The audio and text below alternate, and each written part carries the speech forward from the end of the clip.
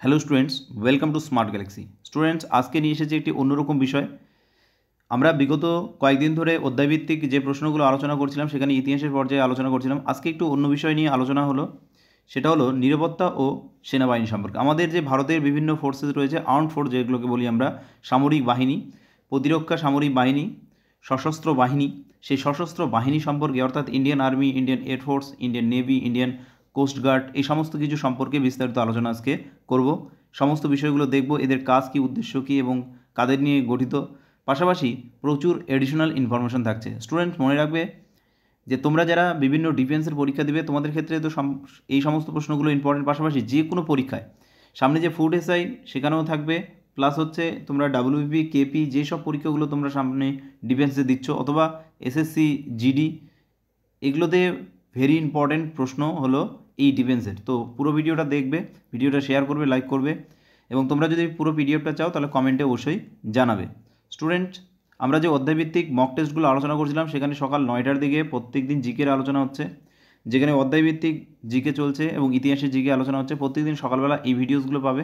Plus 1টার দিকে strategy জিকের class হচ্ছে। দুটো ক্লাসই তোমরা জয়েন করতে পারো, জিকের উপর ভিত্তি করে এই দুটো ক্লাস হচ্ছে। স্টুডেন্ট, মনে রাখবে যে তোমরা যারা বিভিন্ন চাকরির প্রস্তুতি নিচ্ছ তোমাদের জন্য আমরা স্মার্ট গ্যালাক্সি একটি সুবর্ণ সুযোগ নিয়ে এসেছি। সেটা হলো আমাদের অফলাইন ক্লাস, যেখানে অধ্যায়ভিত্তিক প্রত্যেকটা বিষয়ের জন্য আলাদা আলাদা শিক্ষক রয়েছে, সাবজেক্ট ওয়াইজ টিচার্স রয়েছে এবং তারা অভিজ্ঞ, প্লাস প্রচুর স্টাডি মেটেরিয়াল যেগুলো বিনামূল্যে থাকে, এবং পাশাপাশি অনলাইন অফলাইন সব ক্লাসেরই সুবিধা থাকে। তো আমাদের যে ব্রাঞ্চেসগুলো রয়েছে অর্থাৎ বালুঘাট, গঙ্গারামপুর, বুনিয়াদপুর, তপন, কালিয়াগঞ্জ, মালদা, গাজল, পাকুহাটে তোমরা যে কোনো ব্রাঞ্চে যোগাযোগ করতে পারো, অথবা তোমরা এই ব্রাঞ্চের থেকে দূরবর্তী এলাকায় বসবাস করলে তোমরা অনলাইন ক্লাসের জন্য যোগাযোগ করতে পারো। সব ক্ষেত্রে লিঙ্ক ডেসক্রিপশন পাবে, সেখান থেকে গিয়ে দেখে নেবে। তো চলো বিষয়গুলো একবার দেখে নিই এক পলকে। তো দেখো, প্রথমে কি বলছে, chief of defence staff. Chief of defence staff, এটার উদ্দেশ্য কি? 3 সশস্ত্র বাহিনীর মধ্যে সংযোগ সাধন ও পরিচালনা করা। 3 সশস্ত্র বাহিনী মানে সেনা, বায়ুসেনা ও নৌবাহিনী, যেটা হচ্ছে স্থলবাহিনী, বিমান বাহিনী এবং নৌবাহিনী। এই যে 3টা সশস্ত্র বাহিনী, এই 3টি সশস্ত্র বাহিনীর মধ্যে সংযোগ সাধন ও পরিচালনা করে চিফ অফ ডিফেন্স স্টাফ। বর্তমান যে চিফ অ্যান্ড ডিফেন্স স্টাফ আছেন তিনি হলেন অনিল চৌহান, আর এর আগে যিনি ছিলেন তিনি হলেন বিপিন রাওয়াত। সবার প্রথমে চিফ ডিফেন্স স্টাফ ছিলেন, প্রথম defence staff Bipin Rawat. Very important, এটা মনে রাখবে। বিপিন রাওয়াত ছিলেন সর্বপ্রথমে এবং বর্তমান হলেন অনিল চৌহান, তো মনে রাখবে। পরেরটা দেখো, গৃহ মন্ত্রণালয়ের অধীন কেন্দ্রীয় সশস্ত্র পুলিশ বাহিনী। গৃহ মন্ত্রণালয়ের অধীন কেন্দ্রীয় সশস্ত্র পুলিশ বাহিনী, সেন্ট্রাল আর্মড পুলিশ ফোর্স, যেটাকে আমরা বলি সিএপিএফ। সিএপিএফের অন্তর্ভুক্ত যেসব বিষয়গুলো রয়েছে দেখো, বর্ডার সিকিউরিটি ফোর্স, যেটাকে আমরা বিএসএফ বলি, Indo Tibetan border force ITBP, Assam rifles এয়ার, Sashastra Seema Bal SSB, central industrial security force CISF, national security guard NSG, central reserve police force CRPF. এই সমস্তগুলো হলো সিএপিএফ অর্থাৎ সেন্ট্রাল আর্মড পুলিশ ফোর্স। আর তোমাদের যে এসএসসি জিডি পরীক্ষাটা হয় সেখানে কিন্তু এগুলো নিয়োগ হয় এসএসসি জিডির পরীক্ষাতে। ইন্ডিয়ান আর্ম ডে, সেনাবাহিনী দিবস 15ই জানুয়ারি, ইন্ডিয়ান নেভি ডে 4 ডিসেম্বর এবং ইন্ডিয়ান এয়ারফোর্স ডে 8 ডিসেম্বর। 3টা নাম, 3টা ডেট ভালো করে মনে রাখবে, স্ক্রিনশট নিয়ে রাখবে। এবার দেখো, ইন্ডিয়ান আর্মি সশস্ত্র বাহিনীর সবচেয়ে বড় শাখা হলো ইন্ডিয়ান আর্মি। এটা প্রতিষ্ঠিত হয় 1895-এ, 1 এপ্রিল 1895। সদর দপ্তর নতুন দিল্লিতে। প্রধান কর্মকর্তা হলেন মনোজ পান্ডে। ভারতের সেনাবাহিনীর প্রথম কমান্ডার ইন চিফ ছিলেন হচ্ছে KM কারিয়াপ্পা। পরীক্ষায় প্রশ্ন আসে এটা। KM কারিয়াপ্পা ছিলেন ভারতের সেনাবাহিনীর প্রথম কমান্ডার ইন চিফ। কার্যাবলী, সেনাবাহিনীর প্রাথমিক কার্যাবলী হল জাতীয় নিরাপত্তা ও জাতীয় ঐক্য নিশ্চিত করা, বহিরাগত আগ্রাসন, অভ্যন্তরীণ হুমকি থেকে জাতিকে রক্ষা করা এবং সীমানার মধ্যে শান্তি ও নিরাপত্তা বজায় রাখা। যে বিষয়গুলো সবচেয়ে বেশি মনে রাখবে সেগুলো হলো সাল, কবে প্রতিষ্ঠিত হয়েছিল, সদর দপ্তর কোথায়, প্রধান কর্মকর্তা হলেন মনোজ পান্ডে বর্তমানে, এবং আগে ছিলেন KM কারিয়াপ্পা, ইনি হলেন প্রথম। পরেরটা দেখো, Indian air force. Indian air force IAF যেটা, এটা প্রতিষ্ঠিত হয় 1932 সালে। সদর দপ্তরটা তোমাদের কাছে কঠিন থাকলো, এর সদর দপ্তর কোথায় রয়েছে তোমরা লিখবে। প্রধান কর্মকর্তা হলেন বিবেক রাম চৌধুরী। কার্যাবলী হলো ভারতীয় আকাশপথ এবং তার সীমানা সুরক্ষিত রাখার জন্য এই বাহিনী নিয়োগ করা হয়। সশস্ত্র যুদ্ধের সময় সকল প্রকার যুদ্ধ বিমান পরিচালনা করা হয়, এর প্রধান কাজ, মনে রাখবে এটা। পরে দেখো ইন্ডিয়ান নেভি। ইন্ডিয়ান নেভি প্রতিষ্ঠিত হয় 1950-তে।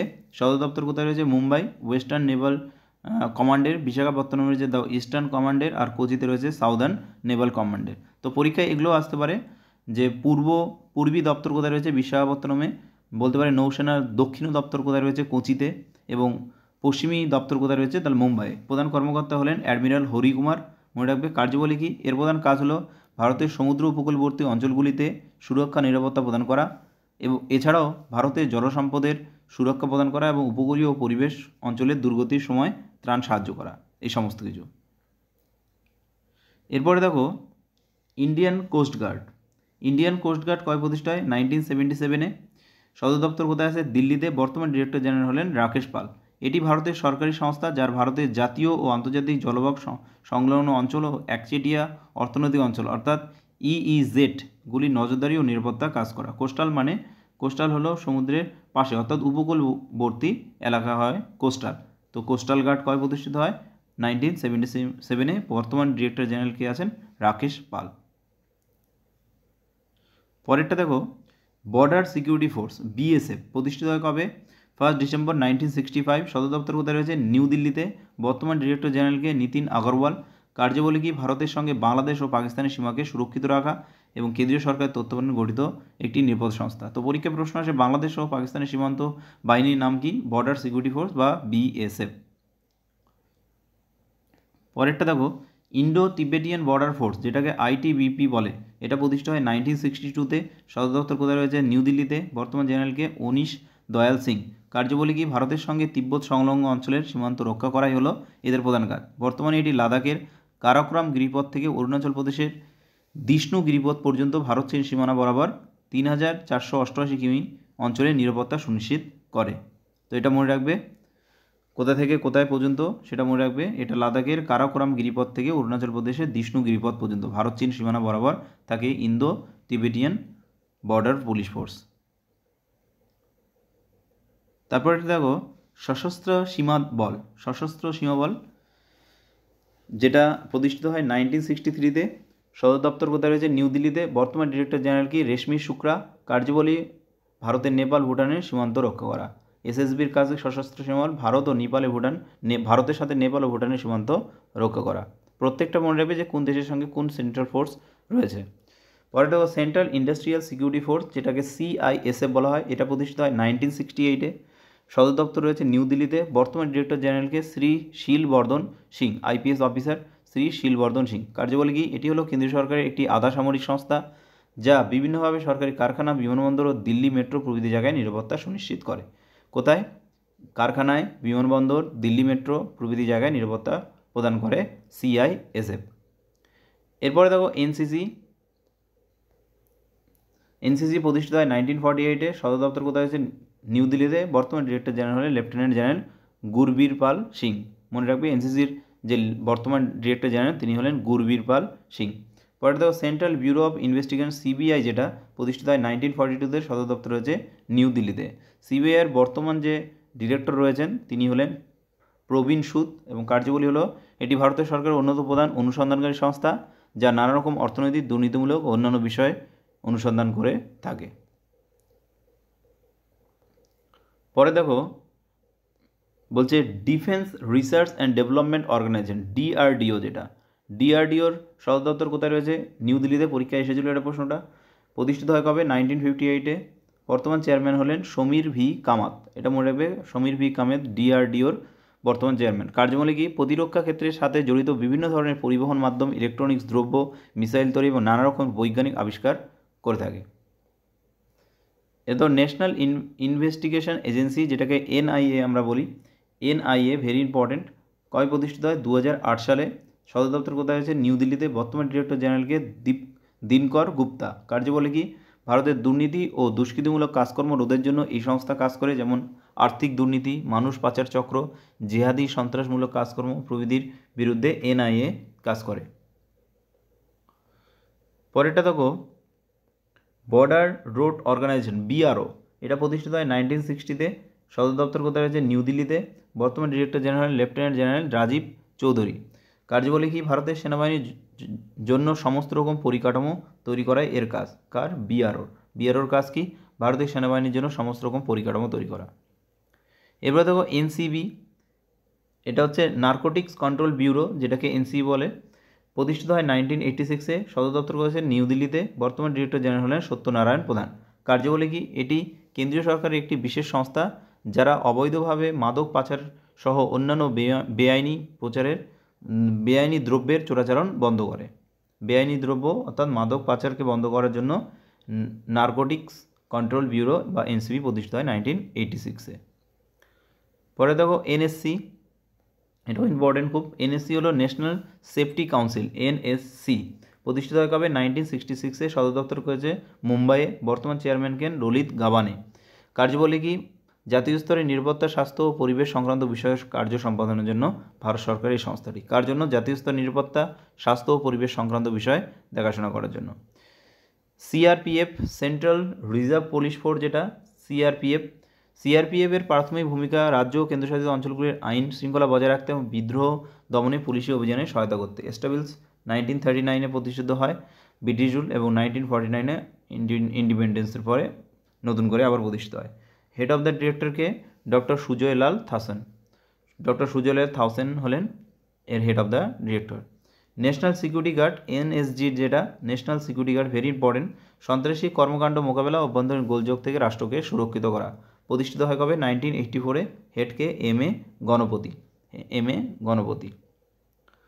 পরেরটা দেখো ইন্টেলিজেন্স ব্যুরো। ইন্টেলিজেন্স ব্যুরো ভারতের অভ্যন্তরীণ নিরাপত্তা ও স্বরাষ্ট্র মন্ত্রণালয়ের অধীন কাউন্টার ইন্টেলিজেন্স সংস্থা। এটা প্রতিষ্ঠিত হয় 1887-এ। বর্তমান হেড হলেন তপন ডেকা। মনে রাখবে এই প্রতিষ্ঠিত আইবি কবে প্রতিষ্ঠিত হয়? 1887-এ।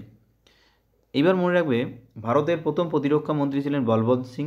বর্তমান ভারতের প্রতিরক্ষা মন্ত্রী হলেন রাজনাথ সিং। প্রথম কে ছিলেন এবং সে বর্তমানে কে মনে রাখবে অবশ্যই।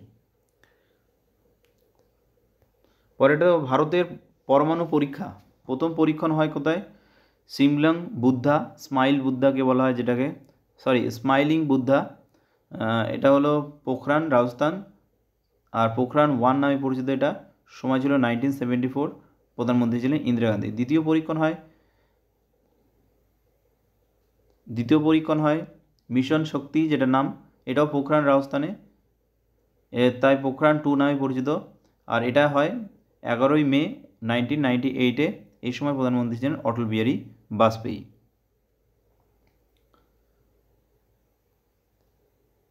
এবার দেখো বিভিন্ন রকম মিসাইল সিস্টেমের দেখো, ক্রুজ মিসাইল বা যেটাকে ব্রহ্মাস বলে, দূরত্ব হচ্ছে শর্ট রেঞ্জ। ব্যালিস্টিক মিসাইল অগ্নি ভি, মিডিয়াম হলো 1000 থেকে 3000 কিলোমিটার ডিস্টেন্স। গাইডেড মিসাইল, যেটাকে ইমিডিয়েট রেঞ্জ হলো 3000 থেকে 5500 কিলোমিটার ডিস্টেন্স। আনগাইডেড মিসাইল, যেটা ইন্টার কন্টিনেন্টাল রেঞ্জ, যেটা 5500 থেকে ডিস্টেন্স শুরু হয়। গতি অনুযায়ী মিসাইল 3 রকমের হয়। সাবসোনিক মিসাইল, যেমন নির্ভয়, এর শব্দের গতিবেগ সবচেয়ে বেশি। সুপারসোনিক মিসাইল, শব্দের গতিবেগ বেশি, এটা হলো ব্রহ্মাস। আর হাইপারসোনিক মিসাইল, এটা হলো Brahma's 2।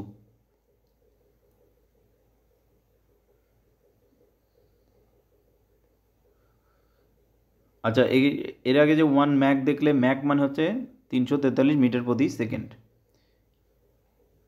Integrated guided missile development programme developed by APJ Abdul Kalam, এটাও মনে রাখতে পারো, এপিজে আব্দুল কালাম এটা করেছিলেন। ভারতের বিখ্যাত মিসাইল সিরিজ, যেটাকে পাটান্না বলা হয়। পাটান্না হচ্ছে পি ফর পৃথিবী, ভূমি থেকে ভূমি। অগ্নি, ভূমি থেকে ভূমি। ত্রিশূল, ভূমি থেকে আকাশ।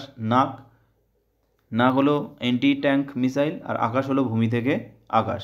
তো এগুলো মনে রাখবে ভালো করে। আরও কিছু এডিশনাল ইনফরমেশন মনে রাখবে। Brahma's missile made by India এবং রাশিয়া।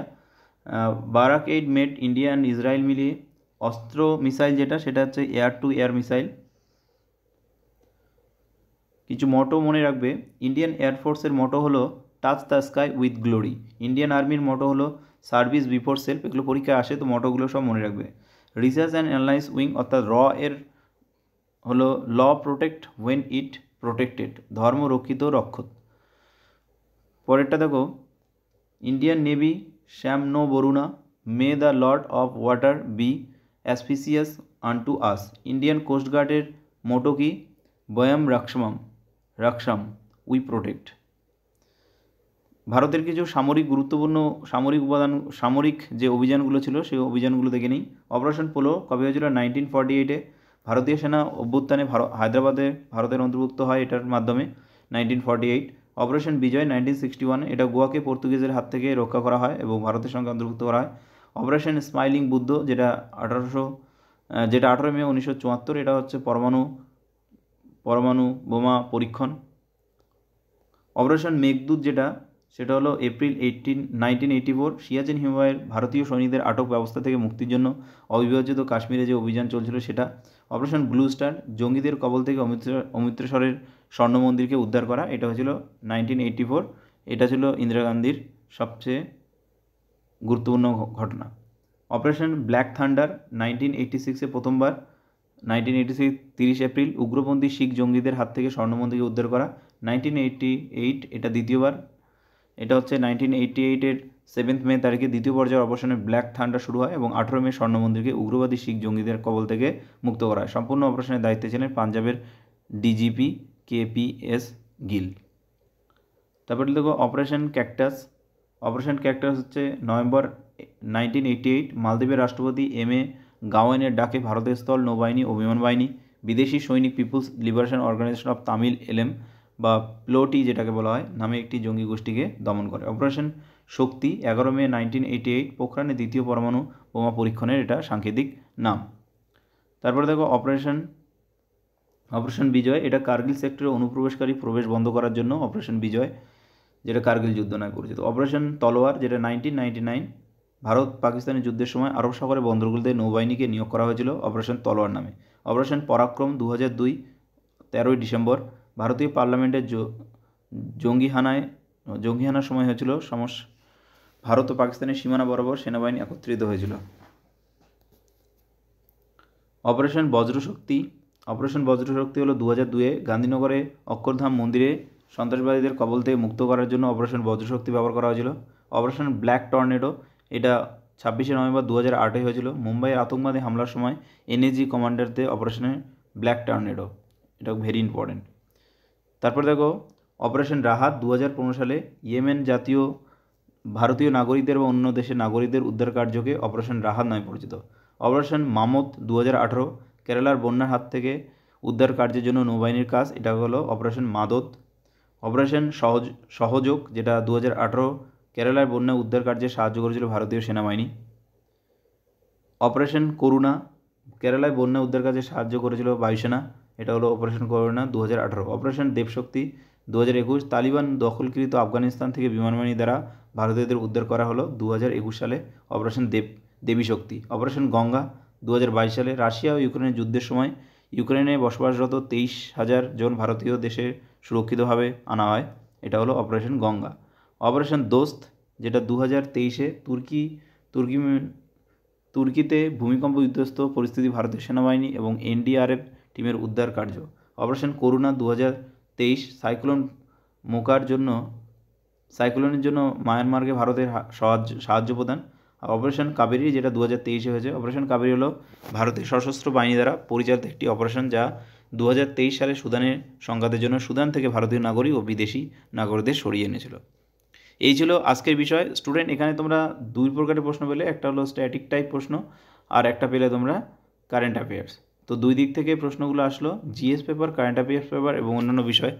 এখান থেকে প্রশ্ন 100% তোমরা কমন পাবেই, খুবই ইম্পর্টেন্ট একটা বিষয় ছিল। দেখা হচ্ছে অন্য কোনো ভিডিও নিয়ে পরের দিন। তোমরা প্রত্যেক দিন ক্লাসগুলো দেখবে, সকালবেলা 9টার দিকে ক্লাস জিকের ক্লাস এবং দুপুর 1টার দিকে জিকের ক্লাস। ধন্যবাদ সকলকে।